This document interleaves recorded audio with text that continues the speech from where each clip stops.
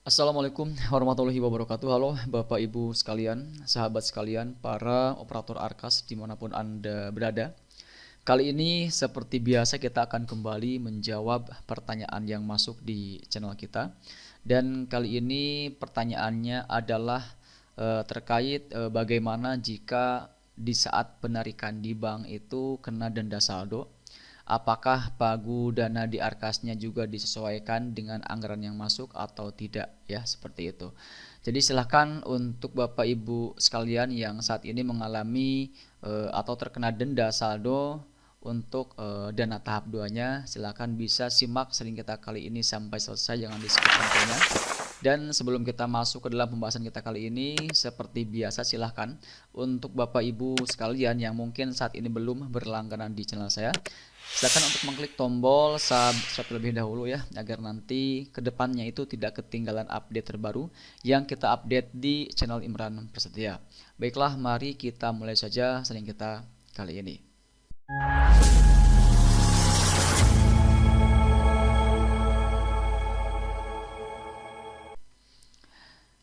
Nah, di sini Bapak Ibu sekalian terkait pagudana yang masuk di Arkas, tentu ini adalah total dana yang memang seharusnya Bapak Ibu sekalian terima. Jika seandainya total pagudana yang Bapak Ibu sekalian terima itu adalah sebesar 10 juta rupiah, nah meskipun di sini ada denda saldo di saat melakukan penarikan, maka ini tidak berpengaruh pada pagudana yang di Arkas, seperti itu ya. Karena untuk yang namanya pemotongan atau yang namanya denda untuk saldo di rekening Bapak Ibu sekalian itu bukan jadi masalah buat perhitungan di Arkas, karena yang menjadi patokan di Arkas adalah dana yang dikirimkan oleh pusat ke rekening kita. Jadi di sini patokan dananya itu tentu akan disamakan dengan dana yang tertera di halaman bos salur ya. Jika seandainya yang di bos salur itu nominalnya adalah 10 juta rupiah, maka tentu pagudana yang ada di Arkas pun adalah 10 juta rupiah. Seperti itu ya. Jadi tidak ada kaitannya dengan adanya denda atau tidak, tetap untuk di Arkas akan nominalnya itu akan sesuai dengan apa yang diinputkan, apa yang dikirimkan di halaman bos salur, seperti itu ya. Nah, kemudian Bapak Ibu sekalian juga di sini pastikan jika seandainya nanti sudah melakukan penarikan tunai dari bank, itu catat tanggal penarikannya tanggal berapa dan nanti sesuaikan saat pelaporan atau pengisian BKU-nya. Jika seandainya penarikan tunai dari bank tersebut dilakukan di bulan Agustus misalnya ya, maka tentu silahkan Bapak Ibu sekalian juga harus menarik tunai di halaman Arkasnya dengan tanggal yang disamakan dengan tanggal penarikan tunai dari bank. Seperti halnya yang di tempat kita, bahwa di sini tercatat penerimaan dana tahap 2-nya itu masuk ke rekening per tanggal 8 Agustus 2025. Dan di tempat kita itu dilakukan penarikan tunai dari bank per tanggal 15 Agustus. Maka di saat kita melakukan penginputan tarik tunai di halaman BKU ini, itu tentu tanggal penarikannya juga harus sama dengan tanggal penarikan tunai dari bank. Seperti itu ya. Jadi kalau misalkan lupa tanggalnya berapa, silakan bisa dicek di rekeningnya masing-masing, pasti di sana akan tertulis untuk tanggal penarikannya ya, seperti itu. Nah, kemudian jika seandainya Bapak Ibu sekalian ini BKU Agustusnya sudah terlanjur ditutup dikarenakan memang misalkan sebelumnya itu diharuskan ditutup dengan tujuan untuk bisa melakukan perubahan anggaran, maka jika seandainya Bapak Ibu sekalian ada penarikan tunai dari bank di bulan Agustus, tentu untuk BKU Agustus ini meskipun awalnya sudah ditutup BKU, maka silakan hapus BKU kembali untuk Agustus supaya nanti ini kita bisa menginput transaksi penarikan tunai dari bank di bulan Agustus ini. Seperti itu ya. Jadi pastikan semua pencatatan yang ada di BKU itu sesuai dengan tanggal realisasinya, termasuk untuk tanggal penarikan harus juga sama dengan tanggal penarikan yang tertulis di rekening bank. Nah, kalau misalkan untuk pembelanjaan ternyata dilakukan di bulan September, termasuk juga misalkan penarikannya juga di bulan September, maka silahkan Bapak Ibu sekalian juga nanti untuk pelaporannya dimulai dari bulan September meskipun dana masuk ke rekening tersebut adalah di bulan Agustus.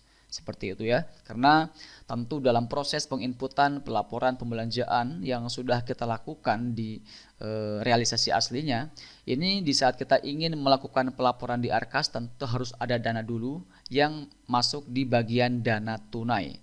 Jadi jika seandainya misal di sini belum ada penarikan tunai dari bank, tentu nanti di bagian kolom tunai ini saldonya tidak akan mencukupi untuk kita bisa melaporkan pembelanjaan-pembelanjaan yang sudah kita lakukan.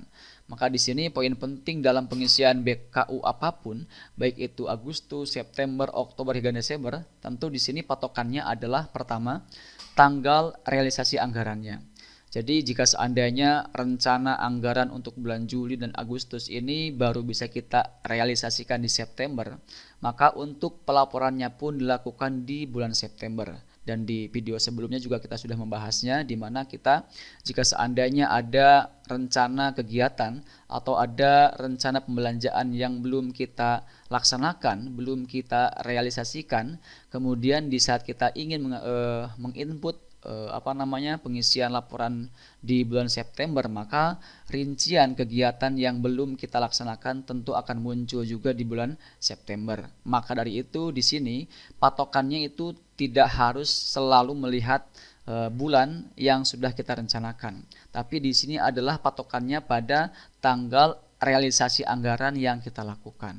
Seperti itu ya. Jadi jika seandainya misal ini kita sekaligus saja dijelaskan di video kali ini agar nanti mungkin Bapak Ibu sekalian yang baru pertama kali menjadi atau memegang aplikasi Arkas ini bisa paling tidak bisa paham terkait bagaimana siklus atau bagaimana tahapan dalam pengisian BKU-nya. Oke.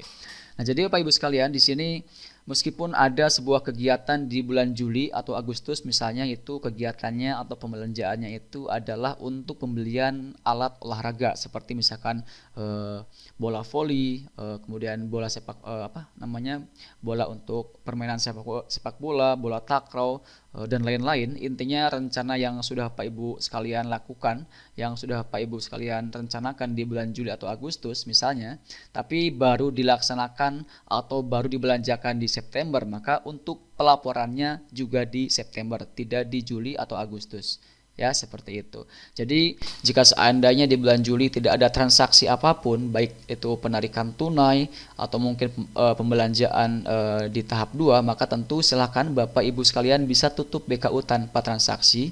Dan itu juga berlaku untuk bulan Agustus, yang mana jika seandainya tidak ada transaksi apapun, baru ada misalkan informasi untuk dana itu masuk ke rekening di bulan Agustus tapi tidak ada penarikan tunai dari bank, maka tentu Agustus ini pun bisa Bapak Ibu sekalian tutup langsung BKU-nya tanpa transaksi apapun. Ya, karena nanti untuk proses pelaporannya dimulai sejak kita melakukan pelaporan penarikan tunai dari bank di aplikasi Arkasnya. Seperti itulah ya. Baik, ini semoga bisa dipahami, dan kalau misalkan ada yang ingin ditanyakan kembali, silakan bisa bertanya pada kolom komentar yang tersedia di video kita kali ini. Dan terakhir jangan lupa untuk dukung terus channel kita supaya nanti Bapak Ibu sekalian tidak ketinggalan update terbaru di channel kita dengan mengklik tombol subscribe di channel ini, seperti itu ya. Baik, terima kasih. Wassalamualaikum warahmatullahi wabarakatuh.